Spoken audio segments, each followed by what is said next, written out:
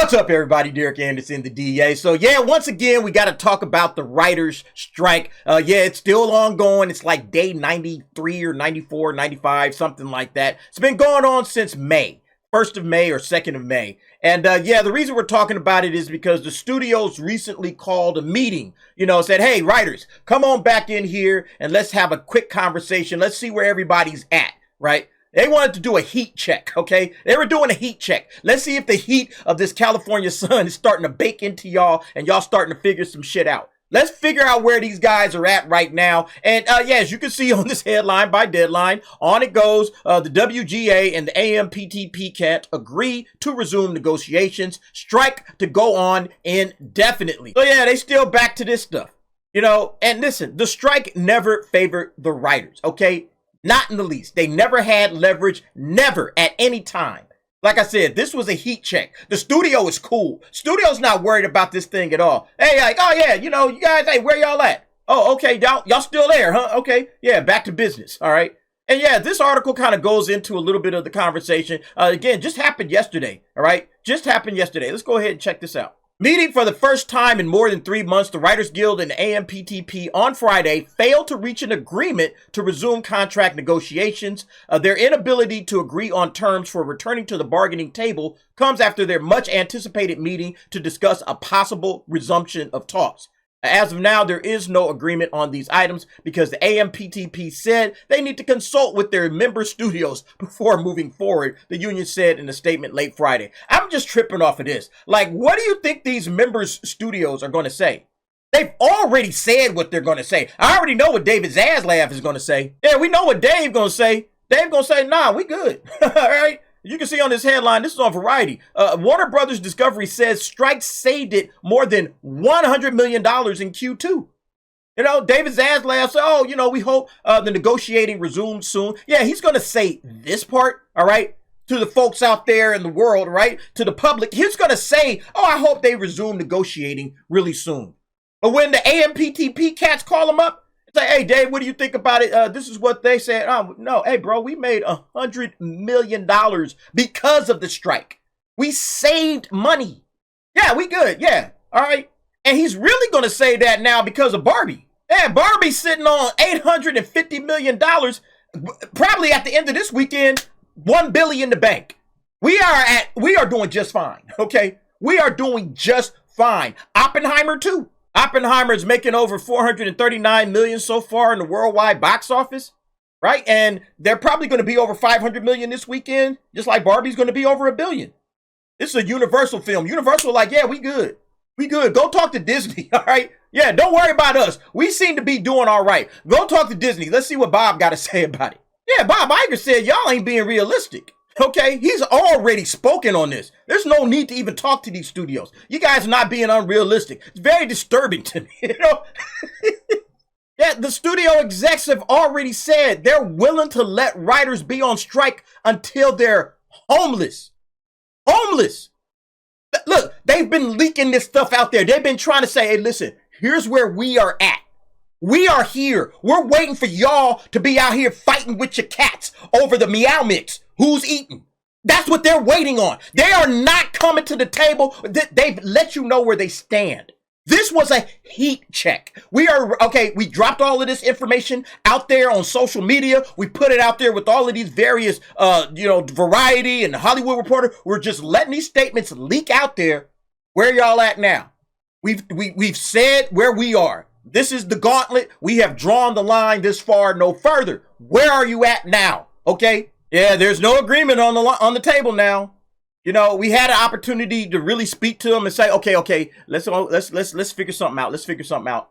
Bring it back to the table. Yeah, they go through their entire statement here. Let's go ahead and read this. Yeah, here's the official statement that they sent out to the writers, after the meeting. Let's go ahead. I'm not going to read all of this, but I'm just going to kind of touch on it real quick. So Ellen Stelzman and Tony Siegel met with Carol Lombardini and AMPTP this afternoon for what Carol stated was a confidential sidebar to discuss resuming negotiations for a new NBA. First, Carol informed us that the DGA would be the deal on any pattern issue. So what she's saying basically is the Directors Guild, that's the standard. They already got their deal done back when the writers were also trying to get their deal done. They got theirs done long time ago. So they're saying basically, yeah, the Directors Guild, that's the standard. We're not budging from that. That's going to be the deal on any pattern issues. And a lot of people in Hollywood think that the directors got jobbed. Okay? They think the directors got absolutely smoked out in these agreements. They got robbed. Yeah, you can see this response. First, Carol informed us that the DGA deal would be the deal on any pattern issues. The DGA got played so badly. And this guy, Stephen the Knight, responded, the entire DGA leadership needs to be voted out. They not only gravely misread this singular moment in labor history, but also became a chess piece of the AMPTP's game. Yeah, these unions are completely divided, okay? And these guys are saying, yeah, these guys played them. They got the DGA to agree to something like that. And now they're going to use the DGA's deal to kind of set the standard for everybody else. She said they were willing to increase their offer on a few writer-specific TV minimums and willing to talk about AI, but that they were not willing to engage on the preservation of the writer's room or on success-based residuals. She did not indicate willingness to address screenwriter issues, Appendix A issues, and many of the other proposals that remain on our list. They're telling you what they're willing to talk about. They're saying, all right, look, we'll bump up the pay, I guess, on a few TV specific minimums or specific TV minimums. We'll talk to you about AI. All right. We'll have conversations about that stuff. Preserving the writer's room. All right. That's out. All right. Success-based residuals. I always knew this was going to be a non-starter. That's out. Because if you're talking about success-based, you got to talk about the failures too. And the writers don't want to talk about that. Hey, give us back some of the money on these projects that didn't succeed. These projects that lost us money. Give us back some of that bread. Oh, no. Yeah, that's a non-starter. I don't even know why you would put that in there unless you're willing to go all the way and say, hey, we're going to talk about success and failure. We'll share in the successes and the failures of these shows. That's the only way that you were ever going to get that across the board. Ellen made it clear, in addition to the comprehensive response from the AMPTP on our proposals in all work areas, we will need to address issues arising from the strikes, including healthcare benefit extension and additional plan funding, reinstatement of striking workers, arbitration, blah, blah, blah. Okay. Basically, she said this is what her response to was all of that. Something she repeated 3 times. Again, these people can't get it through their thick heads. Something she repeated 3 times. People just want to get back to work. Okay. And that's the problem. Nobody's working in Hollywood right now. That's the problem right now. Nobody's working. Hollywood is still somehow making money because they have content in the pipeline. They got stuff they can put in theaters. They got stuff they can put on streaming. So they have stuff in the pipeline waiting to come. The people that are not making money are the workers or the writers. These cats can't make money. And they can't starve them out, okay? And we saw already, at least with Universal and Warner Brothers, they are making their money. And I'm pretty sure Netflix is solid as well. Yeah, so you can see Netflix stock year over year is back on the rise. It had been way down. Now it's way back up, okay? Up 84% over the last year. So look, these companies are doing just fine. They got plenty of money in the pipeline. They have zero reason to budge on this. But who does have a reason to budge is the writers. The writers are the ones that's struggling. Let's go ahead and go back to this article. Because you know, like I said, with Deadline, they always got a ton of comments in the comment section. Look at this joint right here. 367 comments. Let's read some of them. Look at this comment right here. Replace the strikers, all right? And yeah, basically this comment is way too long. I'm not going to read it all. But basically in a nutshell, he's saying, hey, look, you know, we brought productions back to California, all right? Those of us who had spent our time on the road, all of a sudden you go Netflix and all of these other spots, Amazon, Hulu, HBO, all of a sudden they started bringing productions back to California, all right? And most of us have been thrilled to have so many good paying jobs and the ability for the first time in a decade to sleep in our own beds. This is a cat from Cali and saying, hey, I've been able to sleep in my own bed, get some good work. So the fact that a few irrational, arrogant union leaders with no sense of history or business chose this golden era to put us out of work beggars belief. I want them thrown out on their asses and replaced with some rational adults so we can salvage what's left of this year. He's not having it, okay? This guy saying, hey, look, man, we had it good. A lot of y'all, maybe these are some younger writers that didn't experience what he experienced. But this guy is saying, hey, look, man, almost nothing was ever filmed in LA. You know, we was all out on the road, okay? Saying he spent most of his life on the road filming stuff. Happy to finally get back to work in Cali. And what happens? Here comes the strike.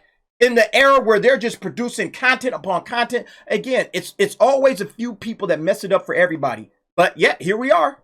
Look at this. The WGA playbook is getting old. This person says, yep, you notice these cats is all anonymous, by the way. That means that they're members of the guild, okay? They ain't about to put their information out there. They're members of the guild. But yeah, this is why they come out here. They're like, hey, look, this is getting old. This guy, if the strike is just getting started, if you don't know that, you don't know your history, hang tough, WGA. Maybe you think it's noble to be unemployed and worrying how you're going to pay your bills, but most of us don't. We are willing to take the L. There's a lot of cats. So you go through these comments. I'm not going to read all 367, obviously, but when you go through these comments, there's a lot of problems. Check this article. I'll link it in the description. Here's one from an IATSE member. Yeah, we've seen comments from these guys in the past on previous videos. Yeah, this person, this is like your staff and your crew, you know, your stage crew, your theatrical crew, the guys, the key grips and all that kind of stuff, right?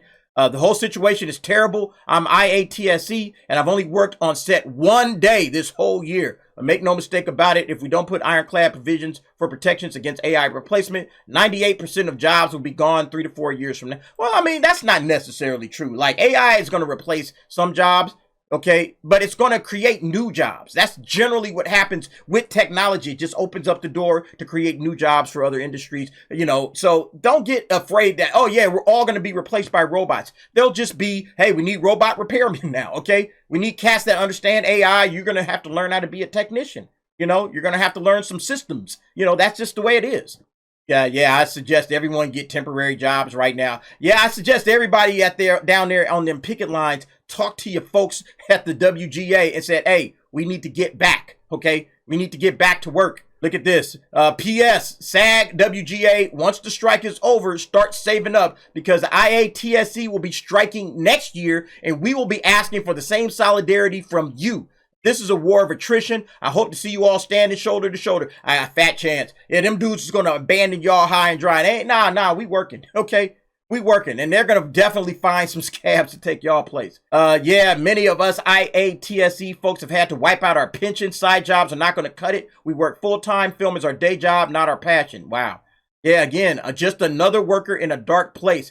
9 months of emergency fund burned through, debt back to levels that will take a decade to get through, can't even string together multiple retail gigs. Part-time is willing as there seems to be general reluctance to hire someone when they know it can be temporary. I mean, that's where folks are at right now.